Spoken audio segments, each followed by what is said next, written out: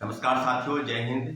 सबसे पहले आपको हम बताते चले कि शिक्षक बहाली के 2-3 प्रमुख बिंदु, जिसका जो मामला था सप्लीमेंट्री रिजल्ट को लेकर, वो कोर्ट में याचिका दायर की गई है। और कंप्यूटर साइंस के अभ्यर्थी जिनने अपील किया था कि पूरक परिणाम जारी होने चाहिए थे TRE-1 में, उस सारे मामलों की जानकारी आपको हम देते कि माननीय उच्च न्यायालय में जो ये मामला चल रहा है उसको लेकर एक याचिका दायर की गई थी। तो उसके संदर्भ में एक पिटीशन फाइल हुआ था। तो जो आया है जजमेंट कि 4 सप्ताह के अंदर बीपीएससी और बिहार सरकार को जवाब देना है कि सीट खाली रहने के बावजूद भी उस पद को क्यों नहीं भरा गया। और दूसरी तरफ उर्दू के जो पद थे, जो 1 to 5 से लेकर 11-12 तक सभी पदों पर, खासकर 1 to 5 में सप्लीमेंट्री रिजल्ट को लेकर जो याचिका दायर की गई थी, उसका भी मामले का जजमेंट जो है वो आने वाला है। इसके बारे में भी आपको अपडेट कराएंगे। 1 to 5 में भी जो Satyam Kumar versus government of Bihar का मामला था, जिसको लेकर याचिका दायर की गई थी, उसके मामले में सुनवाई चल रही है। कोई जजमेंट आएगा और उसके बारे में भी आपको अपडेट करेंगे। लगभग ये दर्जनों याचिका जो है वो सप्लीमेंट्री रिजल्ट के नाम पर TRE-1 में दायर हो चुकी थी और धीरे धीरे सब मामले जो है वो सुनवाई हो रही है, सब पर जजमेंट आ रहा है। जाहिर सी बात है कि सरकार को और बीपीएससी को सब मामलों पर जवाब देना है। साथियों, अभी हम बात करेंगे कि बीपीएससी में जो जांच चल रही है, जो TRE-2 के बाद जो परीक्षाएं आगे की तरफ बढ़ी तीसरे फेज में, और लगभग 300 लोगों की गिरफ्तारी हो चुकी है। और गिरफ्तारी के संदर्भ में मैं बार बार कह रहा हूं कि जो मुख्य सरगना है वो बीपीएससी स्वयं है। बीपीएससी के जो अधिकारी और कर्मचारी है, उससे उससे जब पूछताछ होगी तो मामले की तह तक वो सारे जो अधिकारी हैं और जो बीपीएससी के पूर्व चेयरमैन अतुल प्रसाद जी की भूमिका पर निश्चित रूप से जांच होनी चाहिए थी। और सब मिलाकर अब ये बात बिल्कुल स्पष्ट रूप से सामने आ गई है कि आर्थिक अपराध इकाई ने इसी सिलसिले में आगे बढ़ते हुए प्रिंटिंग प्रेस के मालिक से पूछताछ की। अब पटना में कई जगहों पर छापेमारी की जा रही है। बीपीएससी के अध्यक्ष और सचिव और तमाम ऐसे पदाधिकारी जो तीसरे फेज की बहाली में प्रश्न पत्र मुहैया कराने को लेकर, या प्रश्न पत्र के पासवर्ड किसको किसको जानकारी थी उसको लेकर, या जो QR कोड लगने के पहले उन लोगों के पास कैसे चला गया, आदि आदि कई चीजें थी जिसको लेकर बीपीएससी के अधिकारियों कर्मचारियों से पूछताछ की गई है। और जल्द से जल्द उनसे जवाब तलब करेगी, उनसे जवाब मांगेगी। और जो चीजें आरोपियों द्वारा गिरफ्तारी के बाद जो जानकारी दी गई है, दोनों बातों को मैच कराया जाएगा।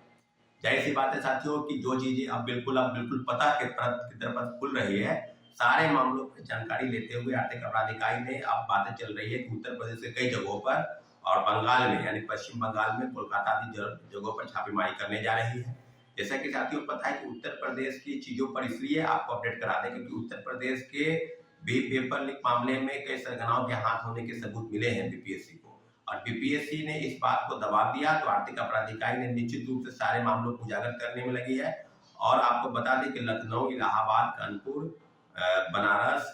आदि जगहों पर जो सेटिंग गेटिंग के तहत लोग अभ्यर्थी थे, उनके तहत वो परीक्षा देने बिहार में आते थे, तो सारे मामलों पर आपको सीधे सीधे अब बातचीत होगी कि क्या आगे होगा। तो अभी आर्थिक अपराध इकाई ने बीपीएससी के पूर्व चेयरमैन अतुल प्रसाद जी से भी जवाब तलब मांगा है, उनसे भी पूछताछ की गई है और उनसे जवाब मांगा गया है। और रही बात कि इसके पहले आपको याद होगा कि इसके पहले बिहार सिपाही भर्ती पेपर लीक मामले में जो राज्य के पूर्व डीजीपी है और बिहार केंद्रीय चयन पर्षद के पूर्व चेयरमैन श्री एसके सिंघल को सिर्फ पद से हटाया गया था। आपको याद होगा कि इसके पहले के 23,500 पदों पर वैकेंसी आई थी और जो पेपर लीक मामले को लेकर जो उनकी तरफ से बयान दिया जा रहा था, तो सारे मामलों पर अब तहकीकात की जा रही है और निश्चित रूप से सारे चीजें बिल्कुल स्पष्ट हो गई है कि क्या बीपीएससी और उसके अलावा जितने भी संस्थाएं हैं और जितने भी एजेंसी है परीक्षा कंडक्ट कराने वाली, सारे मामलों पर क्या इसी तरह से लिपापोती होगी। क्योंकि आपको याद होगा इसके पहले 67वीं पेपर लीक हुआ, उसमें कई आरोपी की गिरफ्तारी हुई, लेकिन जो मुख्य सरगना है, कोई पिंटू यादव का नाम बता रहा था, कोई IAS रंजीत का नाम बता रहा था, कोई रंजीत रजक का नाम बता रहा था, परंतु जो मुख्य सरगना है वो भी अभी भी गिरफ्त से बाहर था और सारे बिंदुओं पर तहकीकात करते हुए आर्थिक अपराध इकाई जांच करना चाह रही थी, परंतु धीरे धीरे जांच जो है अधर बस्ते में चला गया, ठंडे बस्ते में उसको रख दिया गया। तो क्या बीपीएससी 67वीं की तरह ही इस तरह के जो शिक्षक बहाली के तीसरे फेज में पेपर लीक का जो कांड हुआ, उसमें कितनी कितनी लोगों की गिरफ्तारी हुई और क्या